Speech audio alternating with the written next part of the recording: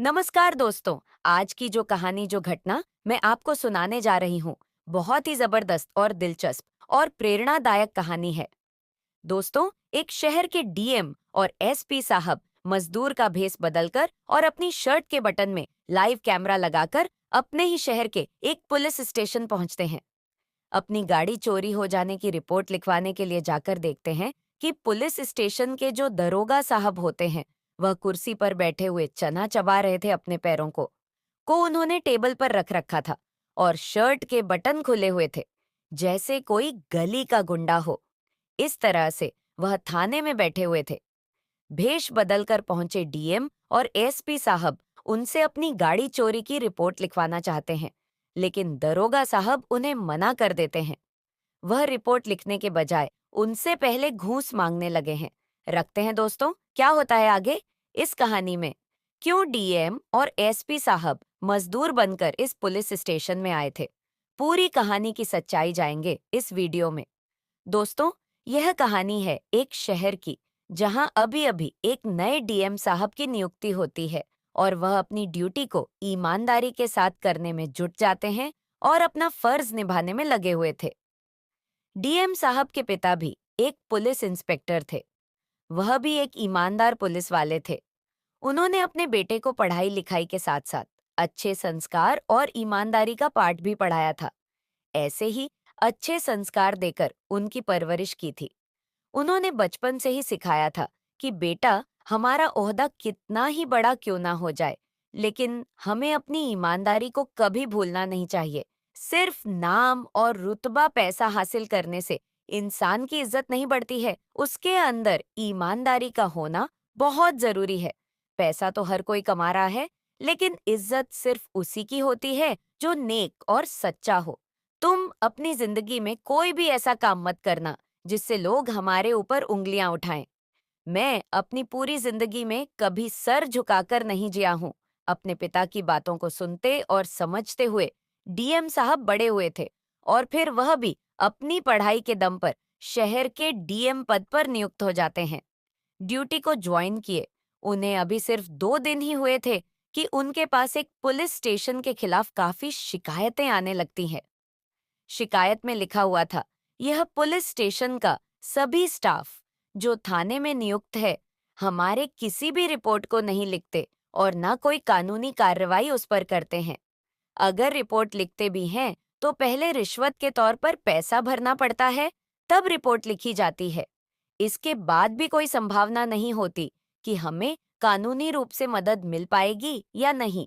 अब इन शिकायतों को देखने और पढ़ने के बाद डीएम साहब सोचने लगते हैं कि शायद हो सकता है पुलिस स्टेशन और वहां के दरोगा की बदनामी करने के लिए ऐसी फर्जी शिकायतें भेजी जा रही हो, क्योंकि ऐसा अक्सर होता ही रहता है।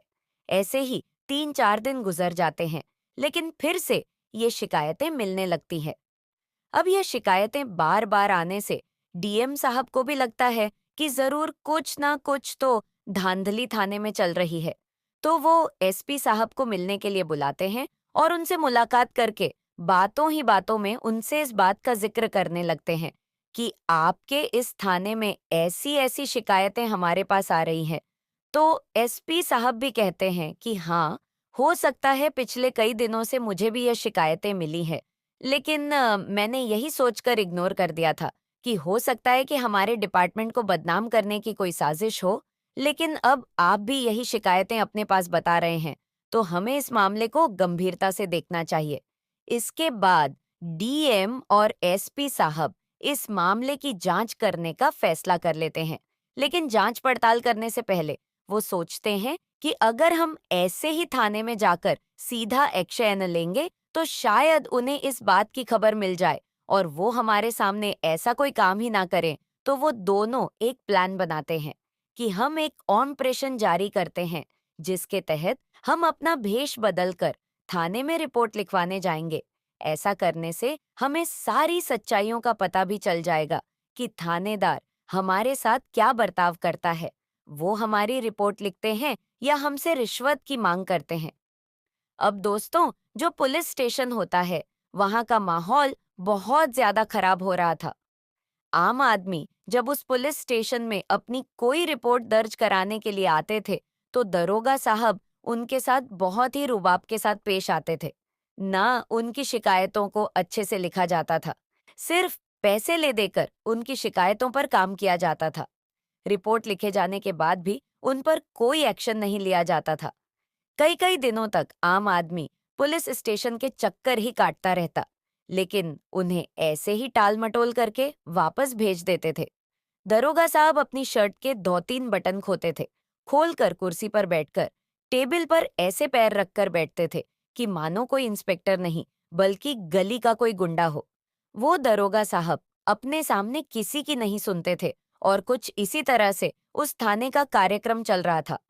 इसके बाद डीएम और एसपी साहब भेष बदलकर अपने सिर पर एक पुराना इतना गमछा बांधते हैं और शर्ट के नीचे एक लुंगी लपेटकर शर्ट में एक लाइव कैमरा भी सेट कर लेते हैं।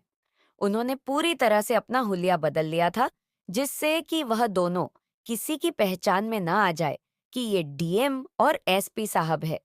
वह अपनी गाड़ियों को शहर के बाहर रुकवाकर वहां से एक रिक्शा करके पुलिस स्टेशन पहुंचते हैं।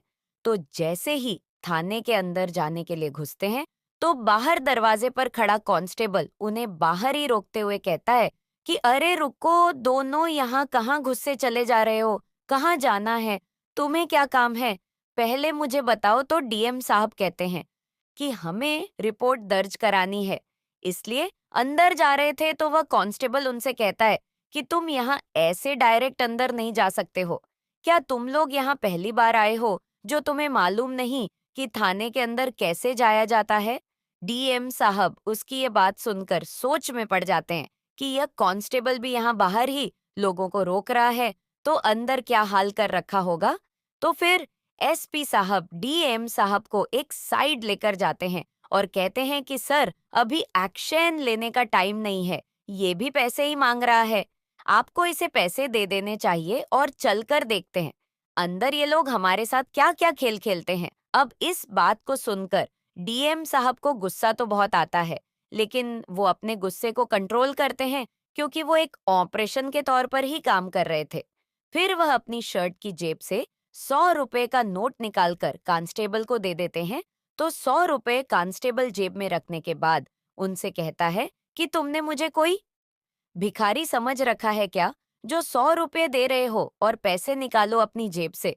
तो डीएम साहब गुस्से में लाल हो जाते हैं, लेकिन एसपी साहब उनके कंधे पर हाथ रखते हैं और फिर अपनी जेब से एक और 100 का नोट निकालकर उस कांस्टेबल को देते हुए बोलते हैं कि साहब, हम गरीब लोग हैं, इससे ज्यादा हमारे पास और पैसे नहीं हैं।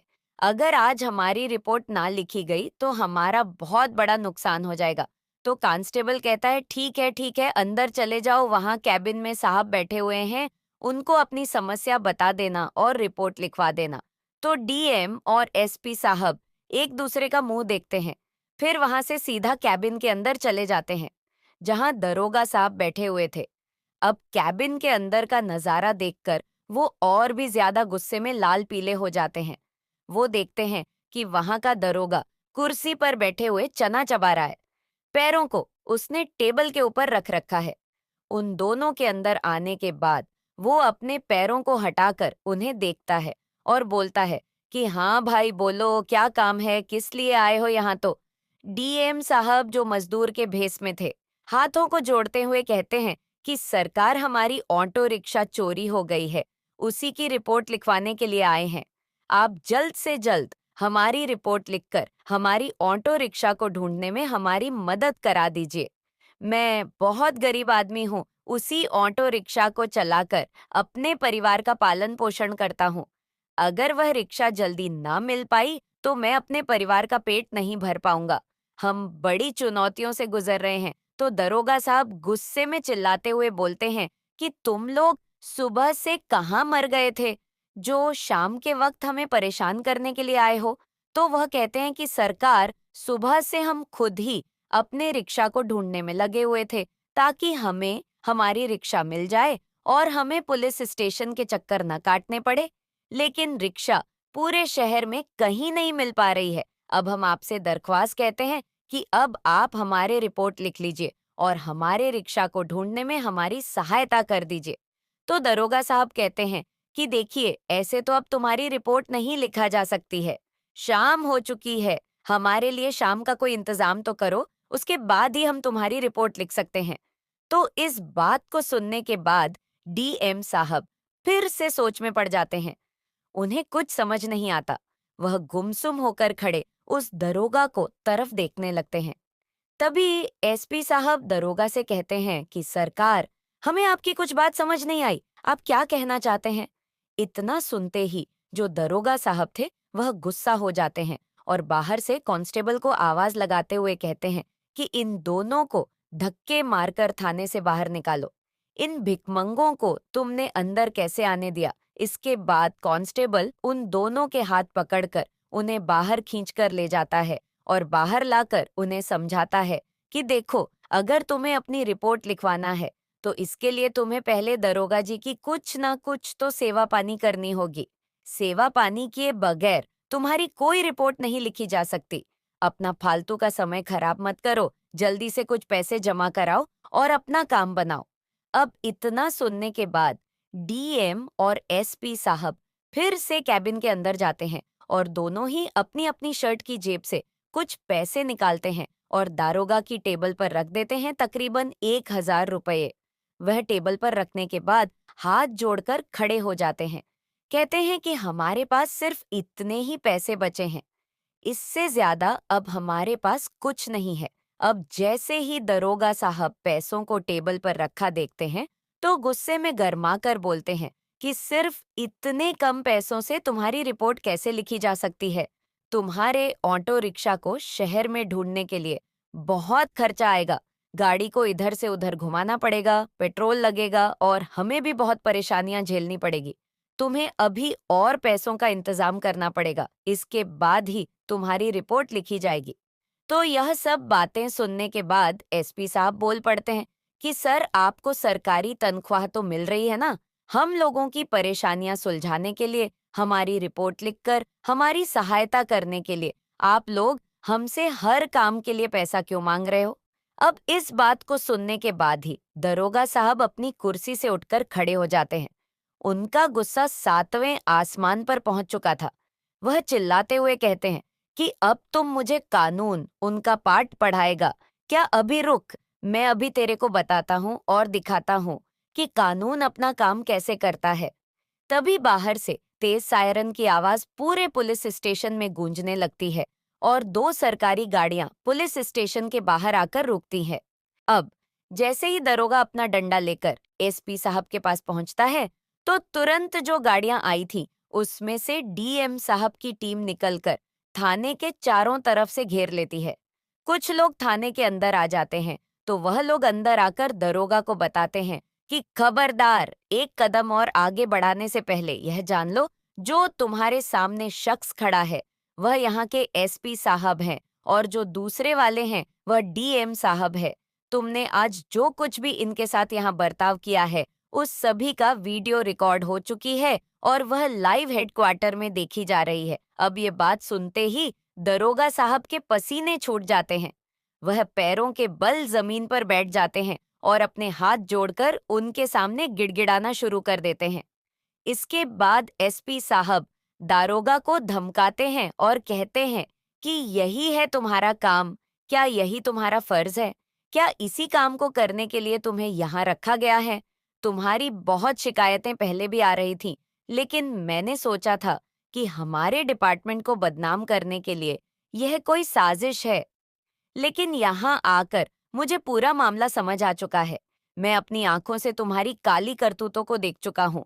अब तुम लोगों के खिलाफ सख्त से सख्त कार्रवाई की जाएगी और सबूत हम इकट्ठा कर ही चुके हैं। इसके बाद डीएम और एसपी साहब उनके खिलाफ कोर्ट में केस दर्ज करते हैं।